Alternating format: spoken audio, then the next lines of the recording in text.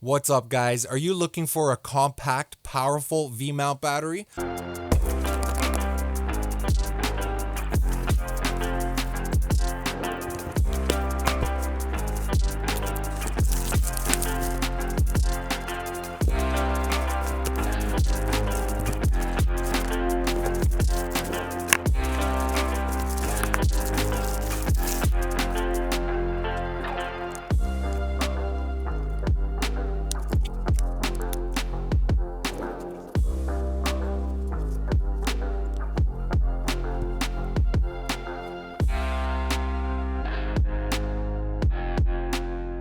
Well, check this out. The Neewer PS099E mini V-mount battery packed with pro-level features and a travel-friendly size. And get this, 6,800 milliamp hours of power. That's 99 watt hours packed in this little bad boy, which is 14.5 volts, giving you extended runtime for cameras, lights, laptops, phones, and so much more. It can charge in just 3 hours with the DTAP 16.8 volts, the DTAP input and output connection over here, and it also can be charged via the GAN PD 3.0 fast charger right over here via USB-C. And yes, you got it, multiple ports, which means what? Maximum compatibility. You get a USB-A over here, 5 volts output. We also have a USB-C, which is bi-directional. This is going to support fast charging of the actual V-mount battery itself, up to 65 watts fast charging. Or we can also power our devices or charge our devices from this V-mount battery as well from this USB-C PD 3.0 output. So this is a bi-directional port over here, which is fantastic. As we make our way over here towards the top, you got it, we got more ports over here. Starting off onto the left hand side, we got an 8 volt DC output, which is a barrel jack, and this is a 5.5 millimeter by 2.1 millimeter. We actually have two different sizes. Onto the right hand side, this is a 12 volt DC output, and the size of this one is a 5.5 by 2.5 millimeters 12 volt output. Make our way over here towards the back, the V-lock, along with the BP interface as well. So we can actually power our devices over this BP connection here and also charge it with a BP docking station interface. So with all of these connections, we can power our DSLR, mirrorless cameras, cinema cameras, monitors, lights, laptops, phones, and so much more. Another great feature about this V-mount battery is the fact that it has intelligent battery management, which keeps you safe with protection from short circuits, overcharging, overcurrent, overheating, and more. And the fireproof V0 rated shell adds extra peace of mind. And this V-mount battery only weighs 1.3 pounds or 590 grams, and it's airline friendly, which means we can fit it easily in our carry-on. Plus, check this out. Yes, we have just over a 1-inch OLED display screen, which keeps us updated in real time about the battery life remaining, how much voltage and amps and everything that we're supplying our devices. Alright guys, check it out. Here we have the Neewer V-mount battery along with my cinema camera, which is the Zcam E2 S6 cinema camera, and I want to show you how I use the V-mount battery to power my camera along with my external monitor and some additional accessories. So for me to demonstrate that, what I've done over here is laid out a few different types of cables. Starting off onto the top left hand side, we do have a USB-A to USB-C. Next here we have a USB-C to USB-C. Here we have is a DTAP to DC barrel jack. Over here we have is a DC barrel jack to DC barrel jack. And here we have as a DC barrel jack to USB-C. So I just want to get you guys a little bit more familiar on how you can use this V-mount battery and different types of cables to power your equipment. So let's go ahead and quickly have a closer look at the back of the camera to see how this camera normally gets powered. Right over here, we do have an MPF battery slot, which we can simply power the camera via an MPF battery. I will also mention, I do have this Zite MPF battery plate, which actually screws in directly into the camera itself. And this is an additional plate for protection that I'm specifically using with my setup. Why? Because I'm going to be using this MPF battery to V-mount adapter. This is actually a really cost-effective adapter. It is made out of plastic, pretty lightweight. It is locking, and basically what it's going to allow me to do is simply mount my V-mount battery onto this plate by just simply pressing it down. It locks in, and on the other end we have the MPF battery, which is basically a dummy MPF battery, and we do have these little electrical contacts over here which are going to be making contact with the camera. So let's go ahead and simply install this by just lining it up, pushing it down, and bingo, now it is connected.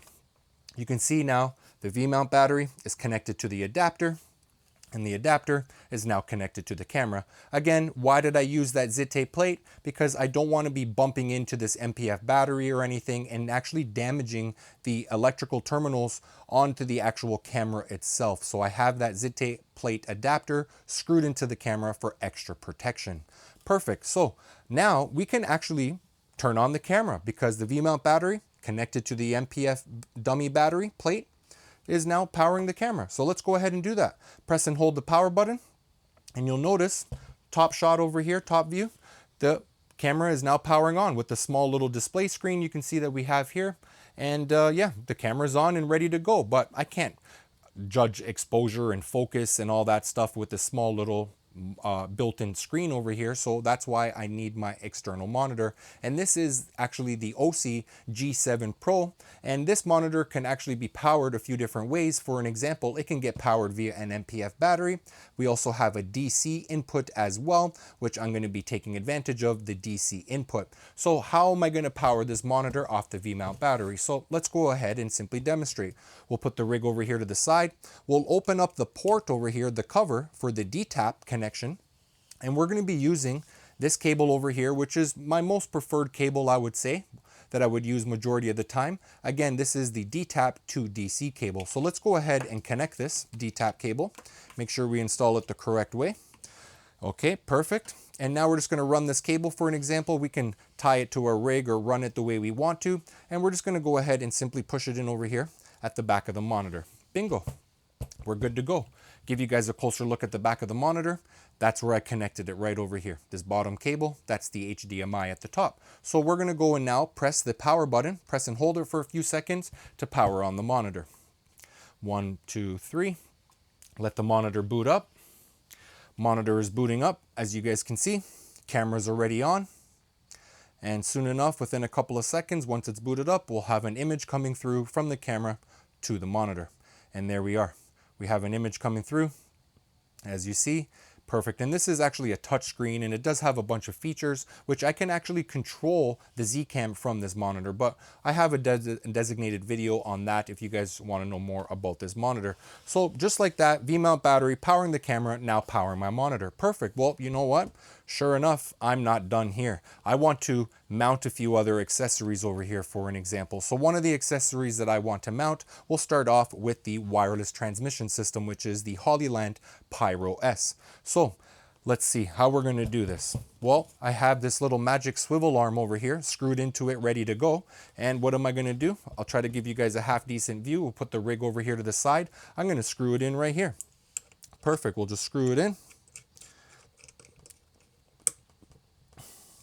We'll adjust the angle where we want to. Try to get those antennas nice up there so we get some nice good transmission wirelessly. And now we need to power this device. So it does have an option of powering it via an MPF battery, but I don't want to power it off an MPF battery. I want to power it off the V-mount battery. So how can we power this? Well, we have another option over here, which is via a DC input. Let me give you guys a closer look. Right over here, we have the DC input, and it's actually labeled on the actual transmitter, which is labeled as 6 volts all the way up to 16 volts DC. Perfect. So 6 to 16 volts. What are we going to use? Which cable for this one? Well, let's go ahead and use the DC to DC cable. So what we're going to do over here, open up this top flap on the V-mount battery, and we have two options as far as DC. We have 8 volts DC and 12 volts DC. In this case, I'll be using the 8 volt DC. Putting that in over there. I believe I'm going to run this cable just around the V-mount battery a little bit because I think the cable's a little bit on the longer side. We'll run it through here through the rig. We'll bring it actually right around and boom, we plugged it in. This cable's a little bit on the longer side, but I managed to kind of wrap it around the rig. Got a little cable management over here, not too bad. Good enough for this demonstration. So there we go. We got the Hollyland now being powered via DC. Let's go ahead and turn it on via the on and off switch. Boom, turned it on. Hollyland is now being powered. Perfect. So next, all I got to do is run the HDMI cable, for an example, from the monitor output to the transmitter's HDMI input. And again, this transmitter does have support for HDMI and also 3G SDI. Fantastic. So guess what? You know it. We're not done there. I'm going to need some audio for this rig, for an example. And this is actually one of my go-to devices for audio, which is the Zoom F3. And again, the reason that I really like this, we got 2 XLR inputs, but mostly because it does support and record 32-bit float audio. So we have this little magic little swivel arm. Where are we going to mount it? Well, in this case, I like to mount it over here towards the back. Let's try to give you guys a half decent view. We'll screw it into the back of the handle, try to snug it up a bit, find the right angle that we like so it's kind of out of the way, and perfect. Now what we need to do is power this. So this Zoom F3 recorder can be powered via 2 AA batteries, but again, I want to power it off the V-mount battery. So how are we going to do that? Well, we're going to take advantage over here at the side. We have a USB-A and a USB-C. So what cable are we going to use? We can use this cable right over here, nice and short, USB-C to USB-C to supply the power to this recorder. So we'll put the camera rig here to the side, give you guys a little bit of a better view. Okay, we'll plug in the USB-C onto the Zoom F3, and we'll plug in the USB-C at the side of the V-mount battery. Perfect. Now that we're plugged in, for us to power on the Zoom F3, we'll press and hold this power button for a few seconds, and sure enough, it is booting on. Fantastic. So, recap. V-mount battery currently, right now, is powering my camera, external monitor, wireless transmission system, and my audio recorder. Fantastic. And we can actually see all the information in regards to the voltage and the amps that the V-mount battery is supplying to these devices right here onto the display screen. So overall, this is one of my camera rigs. Again, it might not look the nicest right now as far as cable management, but again, I just quickly threw this together for you guys to give you guys an example on how powerful this V-mount battery is, and along with being able to see all the different options and cables that we can use to power our devices. So as you see, we still have 2 cables left over, which is the USB-A to USB-C. I can simply use this cable now to plug into the V-mount battery if I wanted to charge my phone or any other devices if I like to. And as far as the last cable over here, which is DC to USB-C, it's another option if I wanted to actually power the Hollyland transmission system. So if you recall, I'm powering the Hollyland transmission system via DC to DC, but if I wanted to, I could actually, we'll power it off, we'll take out this cable, the DC cable, and we can power the Hollyland with this cable. How? Same idea. In this case, the USB-C output from the V-mount battery, and run this to the Hollyland DC input. Boom. Now power it on. Hollyland's powering on. How is it getting powered? The USB-C output to the DC input to the Hollyland. Okay, perfect. So what does that mean?